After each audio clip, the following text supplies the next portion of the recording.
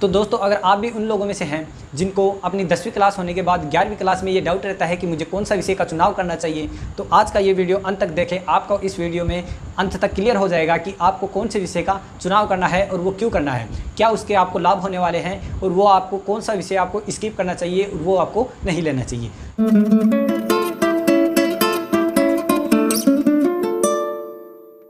नमस्कार दोस्तों, मेरा नाम है रमेश और स्वागत है आपका हमारे YouTube चैनल पर। तो दोस्तों आज के वीडियो में हम बात करेंगे कि आपको कौन सा विषय लेना है। तो आपको क्या साइंस लेनी है, कॉमर्स लेनी है और आर्ट्स लेनी है। आप इनमें से कौन सा विषय चूज करें जो आपको एक बेहतर भविष्य की तरफ ले जा सके।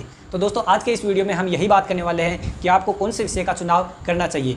तो सबसे पहले हम बात करते हैं साइंस विषय के बारे में। तो साइंस विषय में आपको सबसे पहले देखते हैं कि कौन कौन से सब्जेक्ट्स देखने को मिल जाते हैं।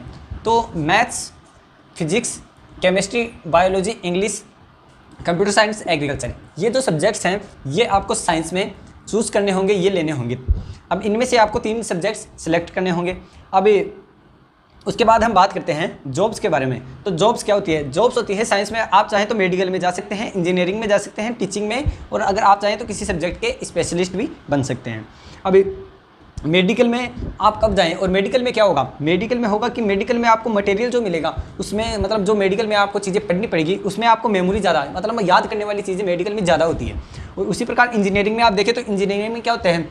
इंजीनियरिंग में होते हैं कंसेप्ट्स और एक्सपेरिमेंट्स।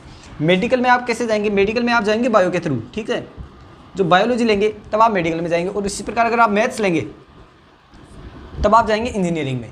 टीचिंग में और स्पेशलिस्ट में आप किसी भी विषय में, दोनों विषय जो मेडिकल, मैथ्स और बायो और जो अदर बच गए उन सभी के साथ आप टीचिंग और स्पेशलिस्ट बन सकते हैं।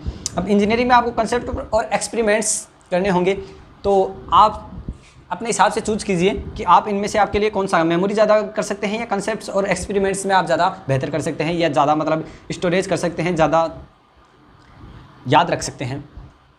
तो आप चूज कर लीजिए कि इनमें से आपको किस सेक्टर में जाना है। अगर आप किसी भी विषय को टीचिंग कराना चाहते हैं, ठीक है, तो आप इनमें से ये सब्जेक्ट ले सकते हैं। इनमें से अगर आप किसी विषय के टीचर बनना चाहते हैं, किसी विषय के इनमें से स्पेशलिस्ट बनना चाहते हैं तो साइंस ले सकते हैं। तो अब बात करें हम फ़ायदे की। फ़ायदा क्या है? फ़ायदा ये है साइंस लेने का कि अगर आपने बाय द वे हड़बड़ी में 11वीं क्लास में अगर साइंस ले भी ली, तो आप अगर जब 12वीं तक गए तब आपको लगे कि यार मैंने साइंस ले ली और मेरे को तो नहीं आर्ट्स लेनी चाहिए थी, मेरे को तो ये करना है, तो आप क्या कर सकते हैं? आर्ट्स भी ले सकते हैं। आप चाहें कि यार मैं तो बिज़नेस करूंगा, मेरे को तो कॉमर्स लेनी चाहिए थी, तो आप कॉमर्स भी ले सकते हैं, ठीक है। अब ये सिर्फ साइंस के लिए अवेलेबल है, लेकिन अगर आप एक कॉमर्स ले लेते हैं तो उसके बाद अगर आप एक बार कॉमर्स में चले गए तो उसके बाद वापस आप साइंस में नहीं जा सकते, ठीक है।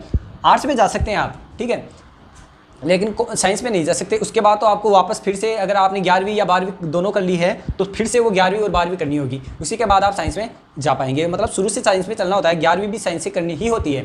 ऐसे नहीं कि आपने आर्ट्स से 11वीं कर ली और फिर आप 12वीं करेंगे साइंस से, तो ऐसा नहीं होगा। तो ये हैं इसके साइंस में फ़ायदे। तो दोस्तों अब हम बात करेंगे कॉमर्स के बारे में।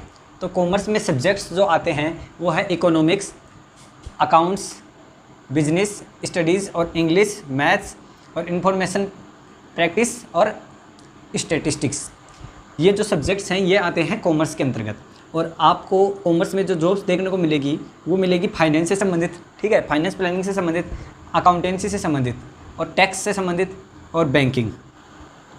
तो आप इनमें से अगर किसी भी तरह की जॉब करना पसंद करते हैं और आप भविष्य में वो जॉब करना चाहते हैं तो आप कॉमर्स सब्जेक्ट को चूज़ कर सकते हैं। इसी के साथ अगर इसके फ़ायदे देखें तो अगर आप भविष्य में आपकी खुद की कोई कंपनी या खुद का कोई बिज़नेस खड़ा करना चाहें, कोई कार्य करना चाहें, तो आप बेशक कॉमर्स ले सकते हैं, ठीक है। और अगर इनमें से किसी भी विषय के आप टीचर बनना चाहते हैं तब भी आप कॉमर्स विषय ले सकते हैं। और दोस्तों अगर हम बात करें आर्ट्स विषय की, तो आर्ट्स विषय में जो हमें सब्जेक्ट्स देखने को मिल जाते हैं वो मिलते हैं हिस्ट्री, पॉलिटिकल, ज्योग्राफी, लिटरेचर और physical education, drawing, home science आदि जितने भी सब्जेक्ट जो साइंस और कॉमर्स से रह गए वो सभी आर्ट्स में आते हैं। और जो आर्ट्स में जो जॉब्स होती है वो होती है सिविल सर्विस। सिविल सर्विस क्या होती है? जो IAS और RAS, ठीक है, ये जो जॉब्स होती है वो आती हैं सिविल सर्विस के अंदर। और इसके अलावा अगर आप इनमें से किसी सब्जेक्ट के स्पेशलिस्ट बनना चाहते हैं तब आप आर्ट्स के तहत आर्ट्स लेकर उसके स्पेशलिस्ट बन सकते हैं। किसी सब्जेक्ट के टीचर बनना चाहते हैं तब आप बन सकते हैं। और अगर आप इसमें जॉब्स में आप जैसे जो टूरिस्ट होती है, ठीक है, जो टूरिस्ट करवाने वाले जो लोग होते हैं वो भी सभी इस आर्ट्स के अंतर्गत ही आते हैं। और बात करें फ़ायदे की, तो फ़ायदा है कि सबसे ज़्यादा जो इजी सब्जेक्ट है वो है आर्ट्स। आर्ट्स में इजी सब्जेक्ट है, इसी वजह से आर्ट्स में ज़्यादा स्टूडेंट्स आर्ट्स लेना प्रेफर करते हैं। तो आपको दोस्तों किस विषय का चुनाव करना है, ये आप इस आधार पर डिसाइड कर सकते हैं कि आपकी रुचि किस विषय में सबसे अच्छी है और आप भविष्य में उससे संबंधित, मतलब भविष्य में आप क्या काम करना चाहते हैं जिससे संबंधित वो कि आपका विषय आपके काम आए। जैसे अगर आप बैंक में काम करने के इच्छुक हैं और बैंक में कार्य करना चाहते हैं तो आपको कॉमर्स लेना चाहिए, क्योंकि वो कॉमर्स है जो बैंक जिसका रास्ता होते हुए बैंक तक जाता है।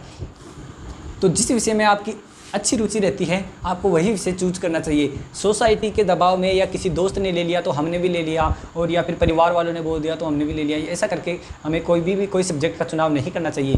क्योंकि जो 11वीं क्लास में जो आपका सब्जेक्ट होता है वो आपकी लाइफ चेंज कर सकता है और लाइफ बर्बाद भी कर सकता है। अगर आपने आपकी पसंद का अच्छा रुचि का सब्जेक्ट ले लिया तो आप उसमें कुछ बेहतर कर सकते हैं और अपने जीवन को सफल बना सकते हैं। और लेकिन उसी के विपरीत अगर आपने किसी के दबाव में आकर या किसी की बातों में आकर कोई सब्जेक्ट ले लिया तो आपको वो सब्जेक्ट की वजह से आपको मतलब अपनी लाइफ में बहुत सी असफलताओं का सामना करना पड़ सकता है और उससे बहुत ही नेगेटिव परिणाम आपको देखने मिल सकते हैं। वो आपकी पूरी लाइफ है उसको ख़त्म कर सकता है।